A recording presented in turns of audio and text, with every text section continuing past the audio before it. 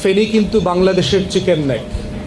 যদি এখান থেকে আপনি ফেনী নদীর উপরে ব্রিজটা ভেঙে দিতে পারেন, তাহলে কিন্তু বাংলাদেশ থেকে চট্টগ্রাম আলাদা হয়ে যাবে।